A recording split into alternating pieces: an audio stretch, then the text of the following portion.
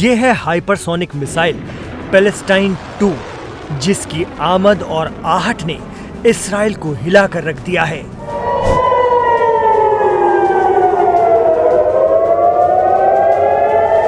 जैसे ही Palestine 2 Israel की राजधानी तेल अवीव में घुसी, सायरन बज उठे, राजधानी सिहर उठी। इसराइल की हुकूमत और आईडीएफ के समझ में नहीं आया कि आखिर हैवी मिसाइलों ने उनके एयर डिफेंस सिस्टम को कैसे पास कर लिया। ये कैसे मुमकिन हो सकता है? कोई ऐसी टेक्नोलॉजी कैसे बना सकता है जो अमेरिका और इसराइल की पकड़ से बाहर हो? और तबाही की ये वीडियोस देखिए जिन्हें ईरान की सरकारी न्यूज एजेंसी इरना ने जारी किया है। वीडियो में तबाही का मंजर साफ साफ नजर आता है। इसराइल की दारुल हुकूमत के आसपास धुआं ही धुआं है।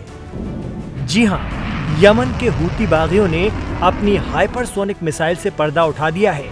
इन्हीं बेहद एडवांस मिसाइलों से यमन ने इसराइल की राजधानी तेल अवीव पर अटैक किया था।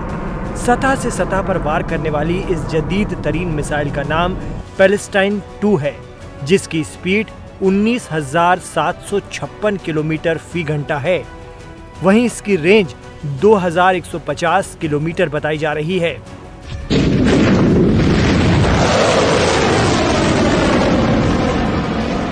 पैलेस्टाइन 2 नाम की इस हाइपरसोनिक मिसाइल को हाल ही में यमन की फौज में शामिल किया गया है। ये हाइपरसोनिक मिसाइल 2 स्टेज के सॉलिड फ्यूल ईंधन से चलती है। इसकी रफ्तार मैक 16 है। दुनिया के किसी भी एयर डिफेंस सिस्टम के पास ऐसी कोई चीज नहीं है जो इस रफ्तार से चलने वाली मिसाइल को रोक पाए। इस मिसाइल ने सिर्फ 11 मिनट में यमन से इसराइल की 2040 किलोमीटर की दूरी तय कर 15 सितंबर को तबाही मचा दी। इसराइल के पीएम बेंजामिन नेतन्याहू ने सिर्फ इतना कहा है कि इसका खामियाजा यमन और हूतियों को भुगतना पड़ेगा, लेकिन इसराइल भी चकरा गया है कि हूतियों के पास ऐसी मिसाइल कहां से आई। पहले इल्जाम ईरान पर लगा, लेकिन ईरान ने ऐसी किसी भी तकनीक के देने से साफ इनकार कर दिया।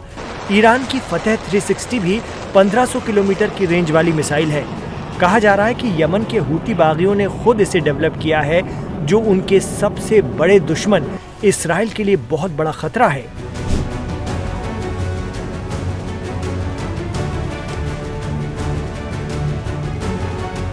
आपको बता दें कि हूती या हौसी बागी यमन के अक़लियती शिया ज़ैदी समाज की मुसल्लह यानी हथियारबंद तंजीम है।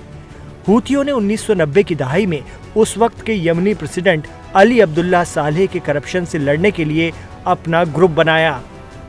इस तहरीक का नाम इसके बानी हुसैन अल हूती के नाम पर पड़ा। वो खुद को अंसार अल्लाह यानी खुदा का साथी कहते थे। 2003 में अमेरिका ने जब इराक पर हमला किया तो हूती विद्रोही इसके खिलाफ हो गए। उन्होंने नारा दिया, अमेरिका का खात्मा हो, इसराइल का खात्मा हो, यहूदियों की बर्बादी और इस्लाम की जीत हो। उन्होंने खुद को हमास और हिजबुल्लाह के साथ मिलकर इसराइल, अमेरिका और मगरबी ममालिक के खिलाफ ईरान की क़यादत वाली मिलिशिया का हिस्सा बताया। यमन में 2014 आते आते हूती बागी सियासी तौर पर काफी मजबूत हो गए। उस वक्त यमन के प्रेसिडेंट ओहदे के पद पर अली अब्दुल्ला सालेह के जानशीं अब्दर रब्बू मंसूर हादी के खिलाफ उठ खड़े हुए। इस दौरान यमन के नॉर्थ में हूती विद्रोही सादा नाम के सूबे पर कंट्रोल कायम करने में कामयाब हो गए और साल 2015 की शुरुआत में उन्होंने राजधानी सना पर कब्जा कर लिया। ऐसे में सदर मंसूर हादी यमन छोड़कर विदेश भाग गए। उस वक्त पड़ोसी मुल्क सऊदी अरब ने दखल दिया और हूती विद्रोहियों को हटाकर फिर से हादी को सत्ता में लाने की कोशिश की। उसे यूएई और बहरीन का भी साथ मिला हुआ था। सऊदी ने हूतियों पर लगातार हवाई हमले किए, लेकिन शिया हूती बागियों ने इन हमलों का सामना किया और यमन के बड़े हिस्से पर अपना कंट्रोल बनाए रखा।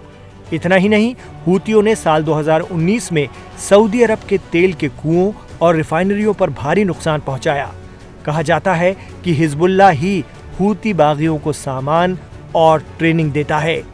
भले ही यमन से सऊदी अरब भाग कर गए, अब्दर रब्बू मंसूर हादी एक काउंसिल के जरिए सऊदी अरब की राजधानी रियाद से यमन की सरकार चलाने का दावा करते हों और खुद को यमन की असली हुकूमत करार देते हों, लेकिन सच्चाई ये है कि बाब अल मंदब यानी कि लाल सागर के पतले से समंदरी रास्ते पर आज भी हूती बागियों का जबरदस्त कंट्रोल है, जो यहां से गुजरने वाले सऊदी, इस्राइल और अमेरिका के तेल जहाजों पर जब चाहे तब हमले करते हैं।